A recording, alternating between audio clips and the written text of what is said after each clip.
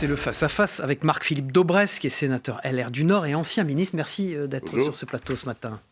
Bonjour Marc-Philippe Daubresse. Avant de parler de votre actualité de ce rapport sur la loi de lutte contre le terrorisme, le texte, on vient d'en parler, le texte contenant les mesures du gouvernement sera présenté vendredi au Sénat. Est-ce que tout d'abord, vous allez vous aussi voter ce texte ? La droite sénatoriale appelle à un vote conforme. Oui, bien sûr, parce que on voit bien la crise qui est dans le pays. On ne peut pas faire des demi-mesures ou des demi-réponses.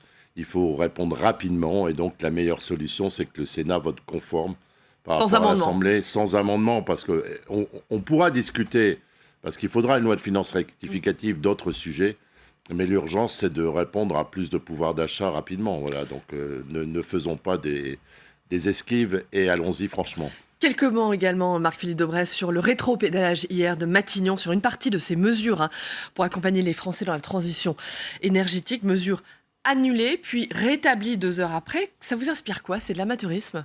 C'est de l'amateurisme. Vous savez, moi, quand j'étais 2 fois ministre, une fois sous Jacques Chirac, une fois sous Nicolas Sarkozy, et les arbitrages étaient quand même très, très discutés, parfois avec des désaccords entre Matignon et l'Élysée. C'est toujours l'Élysée qui a le dernier mot, mais c'était préparé, clairement. Et donc, on ne bricole pas une baisse de 300 millions en séance parce qu'on ne sait pas ni qu'à bord. Ils n'ont pas les 10 milliards qu'il leur faut pour faire face aux mesures d'urgence, et donc ils cherchent au moins 6 milliards un peu partout. On a trouvé 2,5 milliards de fraude fiscale par an. Albéric de Montgolfier, le rapporteur général du budget, a trouvé. Et hier, on nous a botté ça en touche. C'est un peu dommage. Alors, Marc-Philippe Daubresse, vous dévoilez ce matin votre rapport sur le contrôle de la loi qui renforce la sécurité intérieure et la lutte contre le terrorisme, une loi qui a été votée après les attentats de 2015. Quels sont les principaux enseignements de ce rapport ? D'abord, c'est une mission permanente, c'est-à-dire que ce n'est pas une mission qui se termine aujourd'hui. Je vais la continuer pendant tout mon mandat de sénateur. On évalue ce qui se passe après l'état d'urgence. Alors, les chiffres bruts pourraient se dire « Oh là là, on a baissé la garde, il y a un problème », puisque, par exemple, du temps de l'état d'urgence, on a fait plus de 4000 perquisitions administratives. À l'époque, c'était sous contrôle de la police, état d'urgence. Et là, on en a à peu près 72. Donc, on peut se dire ça a été divisé. Sauf que, à l'époque, il fallait très vite lever le doute sur notamment les fichiers S qui étaient potentiellement dangereux. Et là, maintenant, ce sont des mesures de fond qui ont été prises. On a à peu près le même arsenal avec la loi qui s'appelle la loi SILT, après l'état d'urgence, sur 4 domaines, les périmètres protégés, les marchés de Noël par exemple, et là on est en difficulté, je vais le dire dans mon rapport, il faudrait préciser les choses, les lieux de culte, les mosquées, ou les lieux où se passe de l'islamisme radical, où on n'en a fermé que 6, qui n'est pas assez au regard de ce que les préfets voudraient faire. On a ensuite des mesures individuelles de contrôle administratif, où on met sous contrôle des individus potentiellement dangereux. Et puis, on a les anciennes perquisitions qui s'appellent désormais visites domiciliaires. Sur ces 4 points, qui sont le même arsenal que l'état d'urgence, mais avec un peu plus de protection de liberté parce qu'on est dans la loi ordinaire, je peux dire qu'on a globalement une satisfaction puisque... D'abord, on a déjoué plus d'une 50aine d'attentats. Et ensuite, beaucoup de choses se sont améliorées depuis le Bataclan. Donc, ce que vous êtes en train de nous dire, c'est que quand beaucoup à droite, notamment Laurent Wauquiez, depuis l'attentat de Strasbourg, nous disent il faut rétablir l'état d'urgence, il faut mettre notre droit en adéquation avec la menace terroriste, en fait, ça ne servira à rien parce que l'arsenal législatif aujourd'hui, il est suffisant. Je pense que le problème n'est pas législatif, que tous les outils sont pour l'essentiel dans la loi, y compris pour les peines. On a dans le code pénal un article sur l'association de malfaiteurs terroristes qui punit de 30 ans d'emprisonnement les terroristes une fois qu'ils sont judiciarisés, une fois que la justice a démontré qu'ils étaient coupables.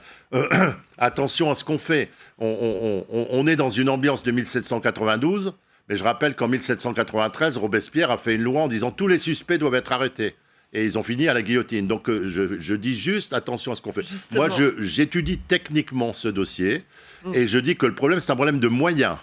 C'est-à-dire qu'il n'y a pas assez de moyens centralisés sur le procureur antiterroriste, qui est de fait le procureur de Paris aujourd'hui, et sur le juge, la cellule coordonnée par le juge des libertés, qui doit traiter le plus vite possible toute une série de choses. Donc, il y a des problèmes de moyens humains. Et il y en a aussi parce que j'ai auditionné des personnes dans les départements difficiles, par exemple le mien, le Nord, ou par exemple les Alpes-Maritimes.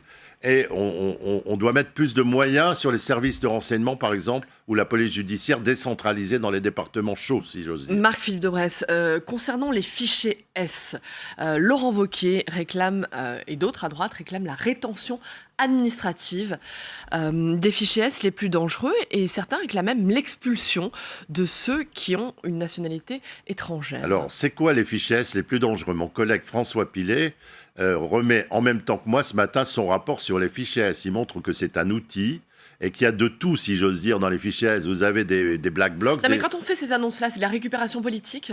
Qu'est-ce que c'est? Je dis juste que ce dossier, il faut l'étudier de manière technique approfondie, ce que moi je fais depuis 1 an.